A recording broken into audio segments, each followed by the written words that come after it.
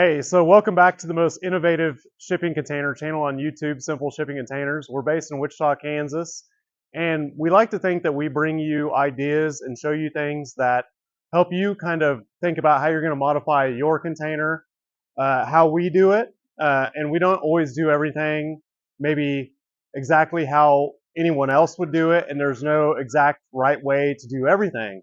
But after doing a lot of modifications, we think that we've got a lot of this figured out to the point that we can show it to you guys and help you with some decisions or working with your local welder and things like that. So this is a 40-foot one-trip container. It's part of a larger project that we've been documenting, which is three 40-foot containers going together. It's almost 1,000 square feet of space. And as you can see, we've cut out the walls. So that makes for a shipping container, when you cut the walls out and join them together, a lot of very usable space. As you know, the drawback to a shipping container is it's 8 feet wide. So if you park a car inside and try to get out, it's a pretty tight space. But with three of these joined together, or even two, you've got a lot of really usable space. As far as property tax, in a lot of areas, if you don't bolt these down, they're not subject to property tax. They're considered mobile storage. And when we get these on site, we're going to bolt them together. We don't weld them. And they've got gaskets in between, so they're totally waterproof.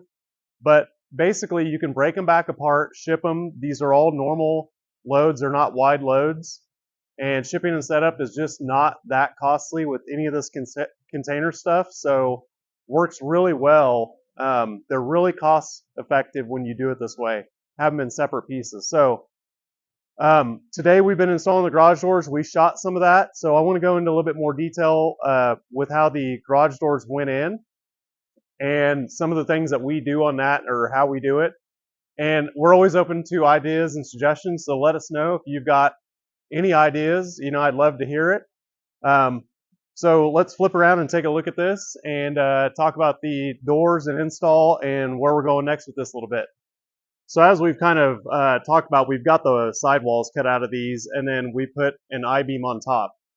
And just a 40-foot span is way too long. It just gets super complicated as far as trying to get the roof stiff enough with trusses or I-beams. For example, a 40-foot span in a warehouse, depending on if it's load bearing or snow load, that all these different factors, you're talking about like an 18 or 24 inch I-beam on top. But if you cut that down to 20, and that's progressively bigger as you increase the span by a given feet or percentage. So if you increase the span by 50%, the width of the I-beam might need to increase 100% and so on. So if you cut that down to 20 feet with a post in the middle, it all gets pretty simple again. And so we did a 6-inch I-beam on top. And if you want the details on that, let us know. It's 6 inches. It's about 3 inches wide. It's a pretty standard like WI beam. And so this is the front container of 3, and they're all going to bolt together. So this customer wanted a walk door, and if you're going in and out of the container a lot, a walk door is nice. It's just really easy access. So for us, that's an add-on that we do all the time. As far as the garage doors, we use a 2-inch tube, and that comes out the front, and that's about a 16th wall 2-inch tube. And that, instead of using angle, that tube allows you to put your garage door tracks and seals into the tube, and you don't have screws protruding. So these are two 16-foot doors, and the front section of this container does not have an I-beam on top because we've got all the support of the garage door frames and then that middle section. So today, as these garage doors go in, what happens is you put your track in and your seal, and then you start putting your door panels in one by one. And there are 2 garage door systems. This has the springs. The other one is a torsion rod. And so the torsion rod can go up here, and both of them kind of have their advantages and disadvantages. With a home application, you might be opening the door 4, 6, 8 times a day. With a shipping container like this, you might open it once a week or twice a week. So springs work pretty well, and it's a little bit less maintenance and cost as you go along. So today we've got the tracks installed on the tubular frame, and I'll step outside here and give you a look at the outside of the frame. So a 2-inch frame, you could use 3-inch or 4-inch, and we use both on top of the 2-inch. But the 2-inch puts the door, because this lip here is about 2 inches, it puts the door right at the edge of the floor. So the 3 or 4-inch frame looks pretty good, but the 2-inch is a little bit more functional as getting your as far as getting your door a little further outboard and getting it close to the edge of the floor. And then we always lock these down pretty tight with the locks, so you can push the door down with your foot and then lock it. You can see the seal there. If we do white doors, we do white seal, and then some of the doors we paint. So tomorrow we will get the spring set, and if they're torsion rods, you can set those. So if the door's hot, it's flying up too fast. If it's cold, it's too heavy to lift. So you can set the springs torsion rod to make the door not too hot or cold. And so we've got all the panels in. So the last thing to do is really just the adjustments and locks. This customer, I think, is going to want twist locks on the outside. So that's going to be the twist lock you put on the outside of the door. You twist it, unlocks. But they do have an entry door and then the regular container doors, all for additional access. So they may not want twist locks.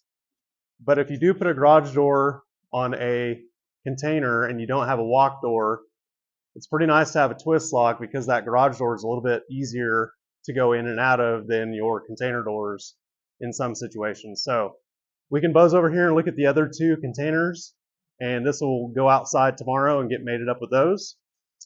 So we've shot these in another video, but these are the 2 rear containers to the triple garage. That front container is obviously going to go on the front here. So we're going to line these up. We like to do this on the pavement to make sure everything's flat and square and level. And then we will drill our holes to join all of these. And what that consists of is we do 3 bolts on the side, and these corner posts end up butting all the way up. The only area that doesn't fully touch is the ceiling. And so we'll put seals all the way through here. So your corner posts and your corner castings all butt up really tight. On the bottom here, this will get a little bit tighter, but what you could do is like a T-shaped rubber seal to go in the bottom of the floor here. When these are bolted all the way together, this is about a 1/2 inch gap in some areas now, or 3/8. This gets down to a little bit less than a 1/4 inch. So although no animals or anything can get through there, ideally you would put a seal in there or a metal plate. So that's how we deal with that on the floor. So as these get put together tomorrow, we will do some more updates, and that's where we're at right now. Thanks for watching.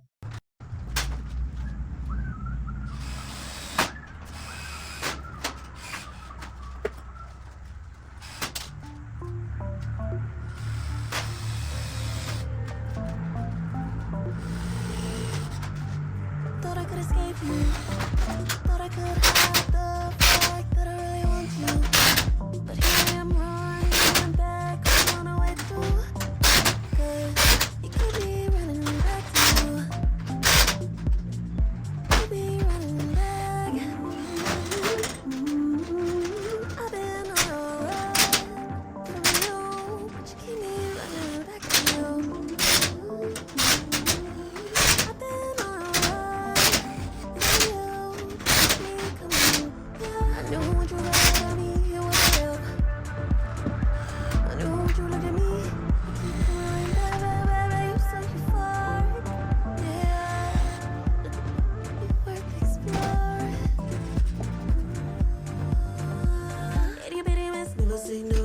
Headed to the grass looks better. Turn around, 50